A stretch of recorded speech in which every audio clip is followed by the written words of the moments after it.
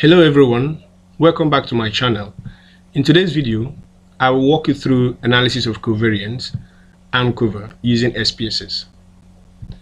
By the end of this video, you will understand how to test for assumption of ANCOVA, perform the analysis and interpret the output correctly. Let's dive right into it. So here I have my data set involving fertilizer type and soil pH. So let's say a researcher wants to see whether the various types of fertilizers has a significant effect on plant height while taking into account soil pH. So soil pH is our covariate. So under the variable view, I have done justice to all this. So our soil pH is under numeric type, is our covariant, and our plant height is our dependent variable. So let's quickly go into data view and try to analyze this data. So we'll go to analyze. Under analyze, we go to general linear model, univariates. Then under the dependent variable, we put plant height there. Covariate, we put our covariates in the covariate column here.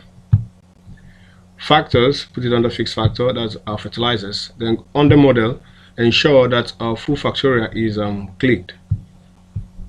Then we'll go to options. Then fertilizer types, take it under display means. Then descriptive statistics. Now this homogeneity test is Levin's test for our assumption. Okay, so click on an homogeneity test, parameter estimate, continue, okay. All right, so here is our result. So between subject factors, so we're having two fertilizers and their numbers,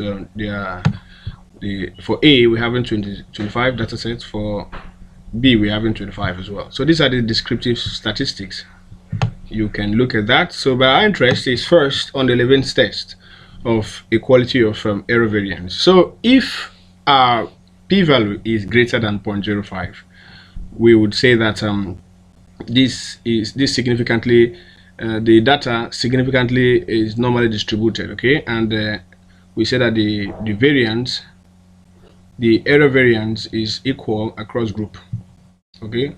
So then, so now we have shown that our data is normally distributed. So let's quickly go to the test of between subject effect, okay. That is our concern for this data interpretation.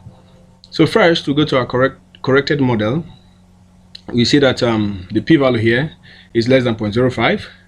This indicates that the overall model, including soil pH and fertilizer type, explains a significant amount of the variance in the dependent variable. Okay, so this is for the corrected model. Then let's go to soil pH. So soil pH here is also the p-value is less than 0.005. This means that soil pH is strongly associated with plant height. Okay, so now let's go to fertilizer. So the p-value for fertilizer here as well is less than 0.005. All right, so less than 0.05. So this shows that the type of fertilizer independently contributes to variation in plant height. So the fertilizer A and fertilizer B independently contributes to variation in the plant height. All right, so let's go to intercept. Here is intercept. The intercept here now is greater than 0.05. So it's not significant, indicating that it does not add substantial predictive power in its context. Okay, that is for the intercept. So now we go to the R squared. You see that the R squared here is 0.987. So this is trying to say is that the model explains 98.7% of the variability in the dependent variable, and of course it is very high. So yes, our model is very is close to perfection, close to 98.7%. yeah, that is the model explains a lot.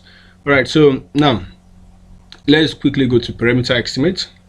Under the parameter estimate, we have the intercept, and you can see, of course, that the intercept is not statistically significant.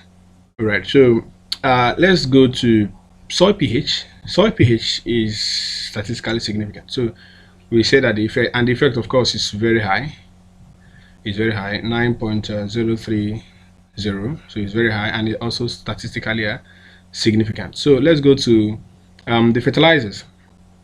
So for fertilizer A, when compared to B, fertilizer A reduces plant height by 8.360. Right, so that's on average. All right, so and again, it is also statistically significant. Okay, so that is that for the parameter estimate. So let's quickly go to the estimate marginal means. All right, so now you can see that the adjusted mean here for fertilizer A is 53.000, and here is the confidence interval, and this is the standard error. So this is the mean plant height for fertilizer type A after adjusting for the effect of soil pH. And for fertilizer B, we have 61.360 with a confidence interval. All right, so this is also the mean plant height for fertilizer B after adjusting for soil pH. So now if you look under this, you would see the covariate. So the covariate is 6.64, right? So this means the plant's heights are adjusted as if the soil pH were equal to 6.64 for all observations. So you see that our model have taken into account the covariate and controlled it for all the observations. Okay, so generally we can conclude for this data set that fertilizer type B is more effective than fertilizer type A in promoting plant growth, even when controlling for the influence of soil pH.